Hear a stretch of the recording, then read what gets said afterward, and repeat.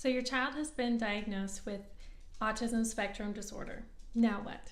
There's a couple of things that I would like you to know as a speech language pathologist who has worked with many families with autism spectrum disorder. First thing is that ABA therapy is really important. It's going to change your life. I love ABA therapy. I'm so grateful to ABA therapists. Thank you, all of you out there. It's a hard job, and it makes my job a lot easier. Once the child's behaviors get under control, speech and language therapy goes much smoother and progress is usually a lot faster. If your child is under 3, you probably are already involved with the regional center. If you're in the United States, it's called the regional center.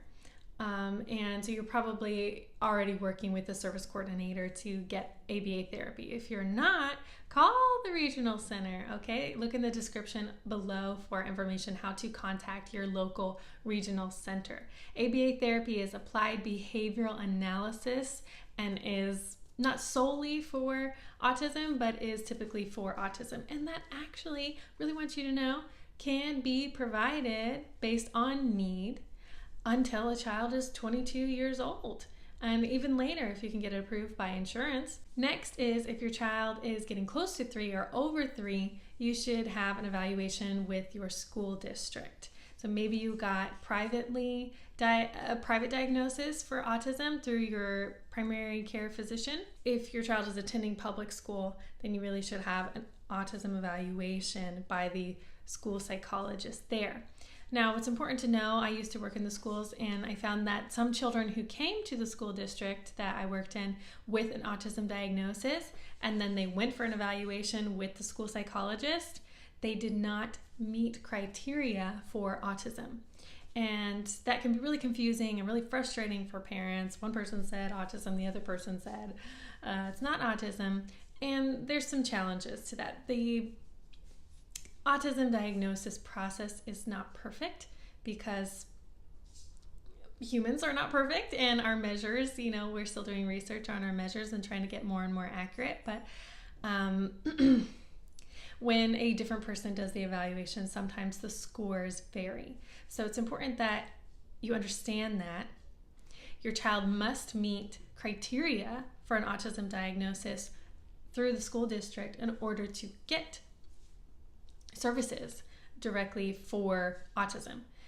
Your child may not qualify as an autism spectrum disorder, having it in the school district, but may qualify as speech and language disorder and get services for that. So your child may still be getting speech therapy. And so you and your family can decide what's best from there, if an autism diagnosis is really important to you or not in the school district. As long as your child's needs are being met, that's my personal opinion on that, as long as the needs are met. Now, if your child is given a diagnosis through the school district as having autism spectrum disorder, then what happens next is your child is going to be given services based on their need, and they may be placed in a mainstream class, and mainstream means all of the mixture of typically developing children or children with, they might have IEPs as well, but their needs are more mild.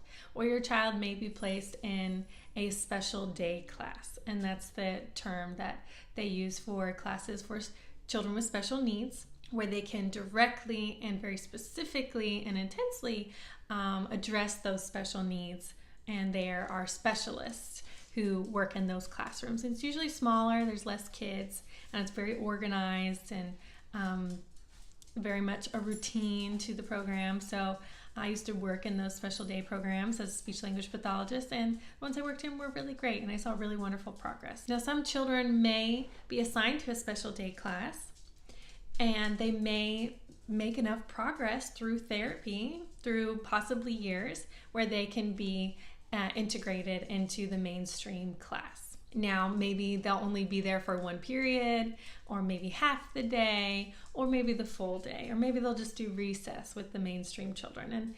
And that all depends on the child and the progression and the needs. So if your child is placed in a special day class, That does not mean that they will always be in a special day class. Next thing I want to address is if you should seek private speech therapy. And really that's up to the individuals and their ability to do that, but you could seek insurance.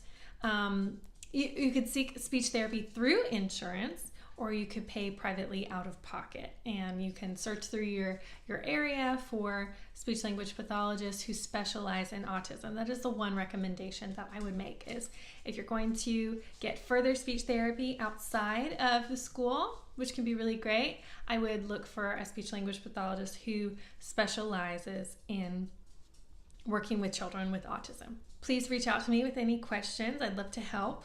Like and subscribe so you never miss a video. I'm Kayla from Walkie Talkie. Thanks so much. Bye-bye.